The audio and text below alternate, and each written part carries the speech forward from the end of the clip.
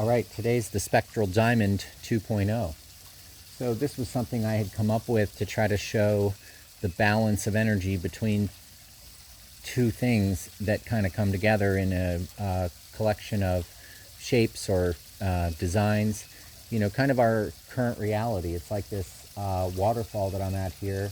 You know, everything's sort of balanced and here for a reason, but it doesn't really escape. It doesn't go out of the waterfall, kind of like this boundary around here. So let's start with a wave.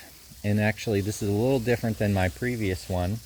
But what I'd like to illustrate here is that, you know, our 3D reality, 3 dimensions, is actually something of a balance of energy. And there's, you know, different things that could come together as these nodes. So as you've heard me talk about before, you know, these waves actually combine into something that creates some type of harmony in between. So I'm saying this today because we basically are in here. We're in the middle, okay? So now that we have our waves, which is what I wanted, you know, the universe is made of curved lines, not necessarily straight lines. And I'm going to talk more about this in my video series, but right now I just want you to imagine that if I were to draw a bunch of straight lines, which we will, like a crystal or a diamond or something, you know, straight like a tree, those lines are more or less there as a confluence of energy. They're stuck in some type of shell that they basically know what is directive. You know, kind of like an element here on Earth, like gold or anything else like that. There's a balance. It's like there's resonance frequency on the inside, and then there's frequency on the outside, but both of those frequencies are not combined.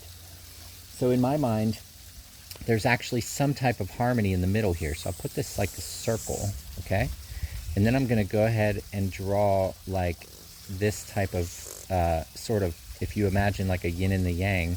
So I like the yin and the yang analogy or metaphor because it allows me to think that there would be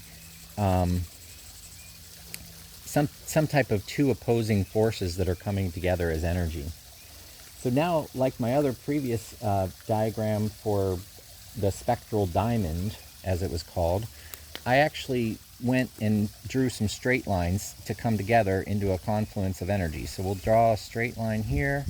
We'll draw a straight line here, you know, and we're just going to keep going. And these exercises that I'm doing are something that I had observed in nature.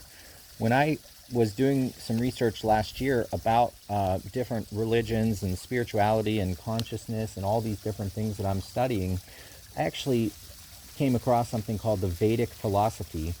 And, you know, their science or their mathematics had something in it that said, you really should only make observations yourself. If you consume or accept someone else's observations, then you may miss something. You may actually not observe fully what it is, and you may not understand it. And so it's like playing phone tag. You actually would maybe conflate that a little bit into your own vantage point.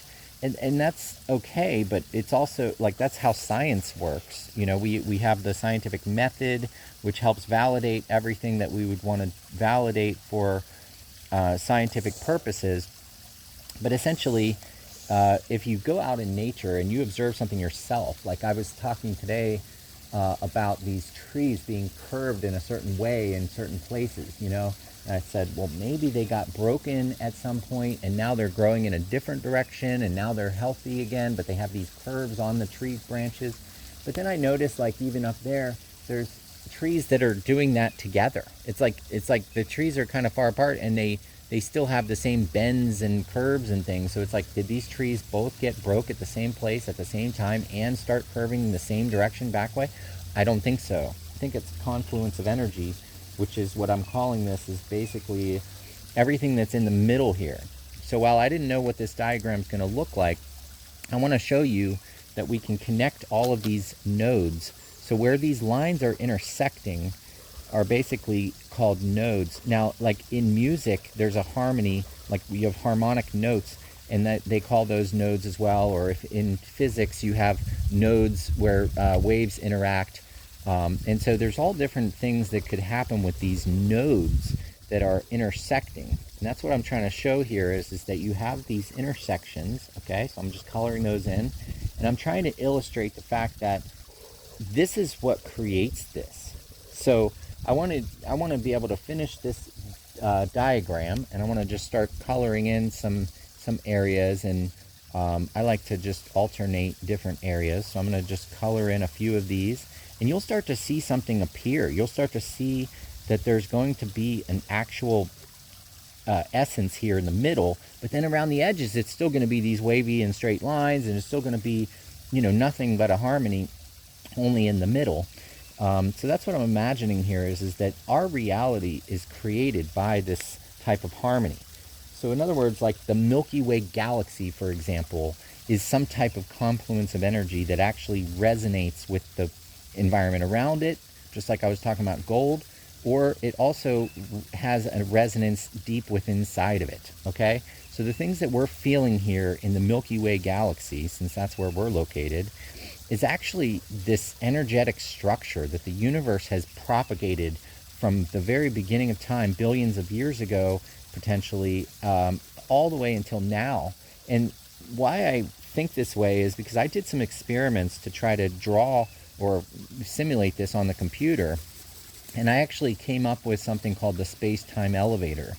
And that was my way of observing what would happen from a 0 point of energy all the way outward into something that exists. And what I realized was that there's a harmony somewhere. Some places ended up having spirals and circles and stars and other things just from the algorithm that I came up with. But it actually occurred to me that we couldn't exist outside of that bubble. So again, using the Milky Way galaxy as an example, from my mind, you know, we're here, we're resonating, we're here on Earth, and we as humans, or, you know, organic bodies, we actually are able to be here. But if we traveled outside of the Milky Way galaxy, we may very well get stuck or get torn apart, basically, in this other alternate reality. And so we're not necessarily meant to go there. We're not necessarily meant to be there or live there. And so we got to stay here. And so we got to make the best of what we have. This is another thing I like talking about is that you do the best you can with what you have. That was a quote from Roosevelt. And if you do that constantly, you'll start to get this balance. You'll start to get this energy balance, and it's going to be a beautiful harmony of things that can come together and resonate with the things around it. So you're this beautiful yin and the yang shape here, and you're able to resonate with the things around you, just like the Milky Way galaxy or just like our solar system. You have to think of these things as alive. Their energetic structures are actually propagating all throughout. And so, like, I want to just say that we wouldn't be here if it weren't for our solar system and all of our planets that had lived way before we did. You know, the Greek gods, they were based after the planets, and in some ways. And so it's just important to think about. It's getting a little watery here, but look how beautiful this is. Can you guys see that? Okay, so we're creating this picture, and we're actually saying that there's this harmony and this balance. So let me keep going here. I'm getting rained on, but that's okay. It looks actually pretty cool. So like I said, when I started this, I didn't actually know what this was going to look like.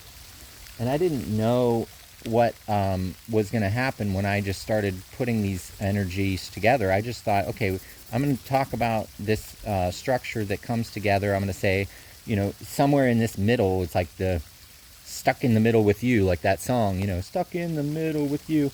And what I want to try to say is that that's where you belong. I mean, if you started out in life and you started out a certain way with certain things, those are the things that were given to you to get to where you are now.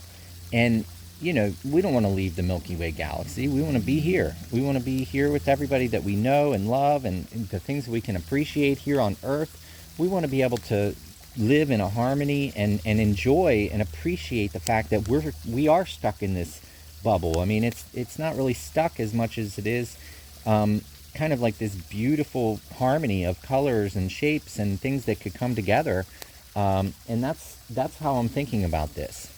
So I appreciate you guys listening to this, and I'm going to show you this when it's kind of all filled in here. We're almost done. And what I wanted to try to say is, you are this, and you're beautiful, and everything about you emanates all this beautiful color and all of this shape and harmony, and you are unique. You're a unique spectral plane or diamond or thing that comes together. That's what these straight lines were coming together. It's a confluence of energy. There's all different types of balance and harmony and other things, and you can appreciate it as much as your heart's desire.